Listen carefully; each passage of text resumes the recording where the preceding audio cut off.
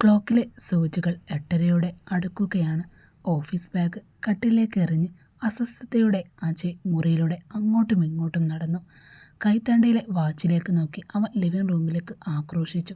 രേവതി, എനിക്ക് ഓഫീസിൽ പോകാൻ സമയമായി.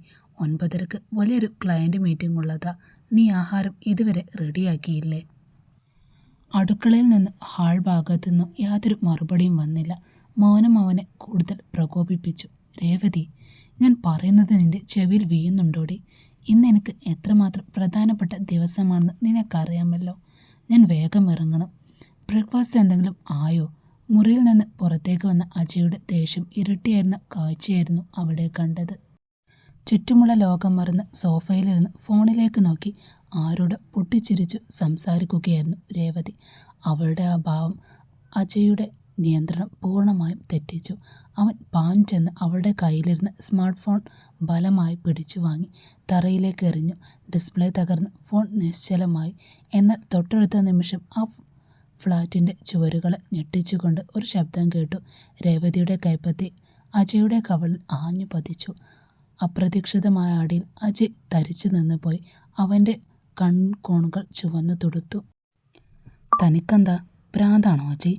ഒട്ടും മനുഷ്യപ്പറ്റും മര്യാദയുമില്ലാതെ പെരുമാറ്റം. ഇങ്ങനെയാണോ ഒരാൾ പെരുമാറുന്നത്? നീ രാവിലെ തന്നെ മനുഷ്യൻ്റെ സമാധാനം കളയാനായിട്ട് ഓരോന്ന് വന്നോളും. എന്തിനാ എന്നോട് ഇങ്ങനെ വെറുതെ കിടന്ന് നീ ബഹളം വെക്കുന്നേ? പടക്കത്തിന് തീ പിടിച്ച പോലെ രേവതി അവന് നേരെ പൊട്ടിത്തെറിച്ചു. അവളുടെ വാക്കുകൾക്ക് മുന്നിൽ എന്ത് ചെയ്യണമെന്നറിയാതെ അവൻ സ്തംഭനായി നിന്നു. വീട്ടിൽ സ്വന്തം മാതാപിതാക്കൾ പോലും ഇന്നുവരെ നോവിക്കാത്ത ശരീരമാണ് തൻ്റേത്. ഒരു പുരുഷനാണെന്ന അഹങ്കാരത്തിലും സമൂഹത്തിലെ പതിവിലും ജീവിച്ച തന്നെ ഒരു കൂസലുമില്ലാതെ ഇവൾ. നീലിമയെപ്പോലെ ശാന്തസ്വരൂപിയായ ഒരു പെൺകുട്ടിയെ വിട്ട് താൻ ഇവളുടെ വലയിൽ വന്നു പെട്ടല്ലോ എന്നോർത്ത് അവൻ സ്വയം ശപിച്ചുപോയി. നീ എന്താടി എന്നെ ചെയ്തത്? നിനക്ക് ഇത്രയും അഹങ്കാരമോ? അജയ് പല്ലുറുമ്പി. അവൻ്റെ പുരുഷാഹങ്കാരത്തെ ആത്മാഭിമാനത്തിനും കടുത്ത മുറിവേറ്റിരുന്നു. കോപം തലയ്ക്ക് പിടിച്ച അവൻ ലിവിംഗ് റൂമിലെ ടീപ്പോയിൽ ഗ്ലാസ് ഫ്ലവർ വേഴ്സ് എടുത്ത് ചുവരിലേക്ക് ആഞ്ഞെറിഞ്ഞടിച്ചു. കണ്ണിൽ കണ്ട സാധനങ്ങളെല്ലാം തല്ലി തകർക്കാൻ തുടങ്ങി. അജയുടെ ആ രൗദ്രഭാവം കണ്ടപ്പോൾ രേവതിക്ക് തൻ്റെ ഭാഗത്തു നിന്നുണ്ടായ അബദ്ധത്തിൻ്റെ ആയം അപ്പോഴാ മനസ്സിലായത്. ഭയം അവളുടെ ഉള്ളിലേക്ക് അരിച്ചു കയറി. അയ്യോ, എൻ്റെ ദേഷ്യത്തിൽ വലിയൊരു തെറ്റാണല്ലോ ഞാൻ ചെയ്തു പോയത്. രാമചന്ദ്രൻ ചേട്ടൻ പറഞ്ഞതുപോലെ ഇത്രയും പ്രകോപിപ്പിക്കേണ്ടിയിരുന്നില്ല അവനെ. തലയിൽ കൈവച്ചുകൊണ്ട് അവൾ സ്വയം ഓർത്തു. അവൾ മെല്ലെ അജയുടെ അരികിലേക്ക് നടന്നു. വിറക്കുന്ന ശബ്ദത്തിൽ പതുക്കെ അവനെ വിളിച്ചു, അജയ്. പക്ഷെ അപ്പോഴേക്കും അജയുടെ ചിന്തകൾ വേറൊരു തലത്തിലെത്തി. ഒരു സ്ത്രീയുടെ യഥാർത്ഥ ഭംഗി അവളുടെ ബാഹ്യരൂപത്തിലല്ല, സ്വഭാവത്തിലും പെരുമാറ്റത്തിലുമാണ് ഉള്ളത്. അവൻ്റെ മനസ്സിലേക്ക് നീലിമയെ ഓർമ്മ വന്നു. അങ്ങനെ നോക്കിയാൽ രേവതിയേക്കാൾ എത്രയോ മടങ്ങ് ഗുണവതിയാണ് നീലിമ. വഴിയിൽ കിടന്ന അഴുക്കു വാരിയ തലയിൽ വെച്ചതുപോലായി തൻ്റെ അവസ്ഥയെന്ന് അവൻ തിരിച്ചറിഞ്ഞു. അവൻ പെട്ടെന്ന് തിരിഞ്ഞ് രേവതിയുടെ നീണ്ട തലമുടിയിൽ കുത്തിപ്പിടിച്ചു. അപ്രതീക്ഷിതമായ ആ വേദന അവളുടെ കണ്ണുകളിൽ നിന്ന് കണ്ണുനീർ ഒലിച്ചിറങ്ങി.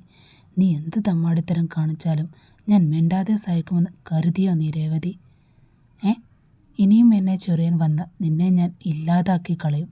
ഇനി ഒരിക്കലെങ്കിലും നിന്റെ ഭാഗത്തുനിന്ന് ഇങ്ങനെയൊരു പെരുമാറ്റം ഉണ്ടായാൽ കത്തിച്ചു കളയും ഞാൻ, പറഞ്ഞേക്കാം. അജയ് കൺകൾ ഉരുട്ടി ഭീഷണിയുടെ സ്വരത്തിൽ പറഞ്ഞു. അവൻ്റെ മുഖത്തെ ആ വന്യത രേവതി ഇതിനു മുമ്പ് ഒരിക്കലും കണ്ടിട്ടുണ്ടായിരുന്നില്ല. മണിക്കൂറുകൾക്ക് ശേഷം അജയ് ഓഫീസിലെത്തി.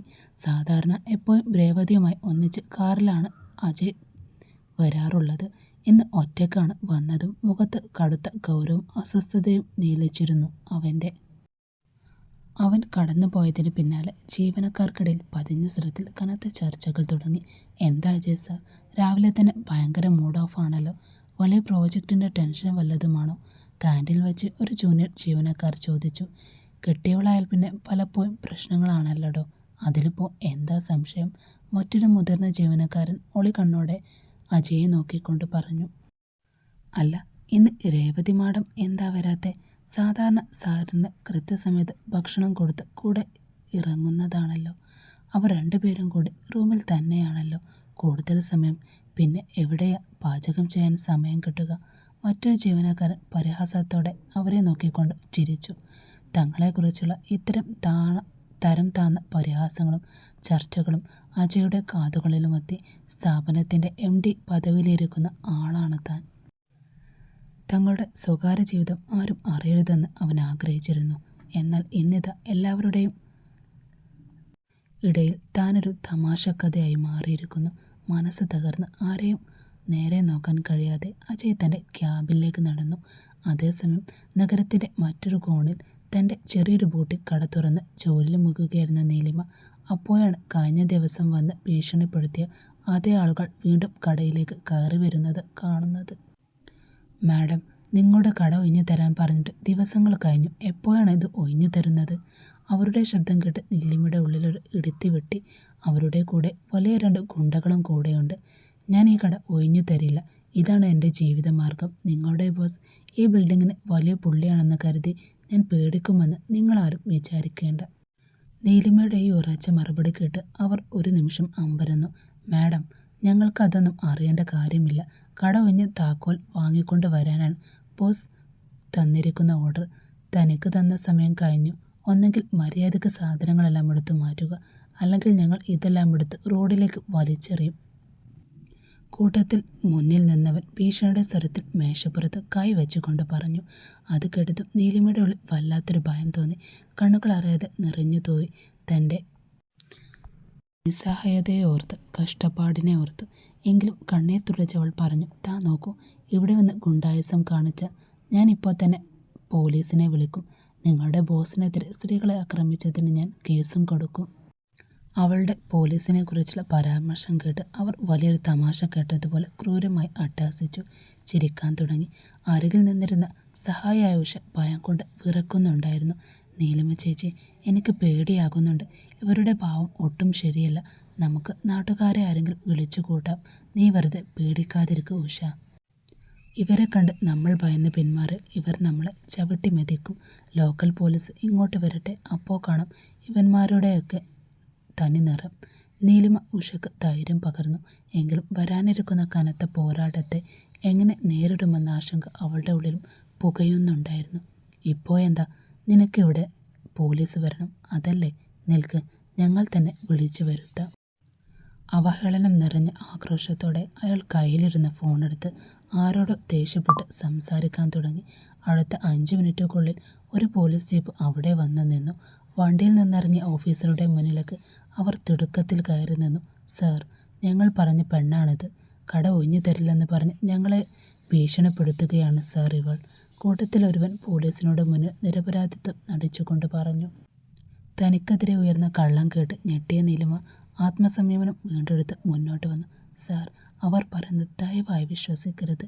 ഞാൻ ജോലി ചെയ്യുന്ന ഈ സ്ഥലത്തേക്ക് അതിക്രമിച്ചു കയറി പ്രശ്നമുണ്ടാക്കുന്നത് ഇവരാണ്.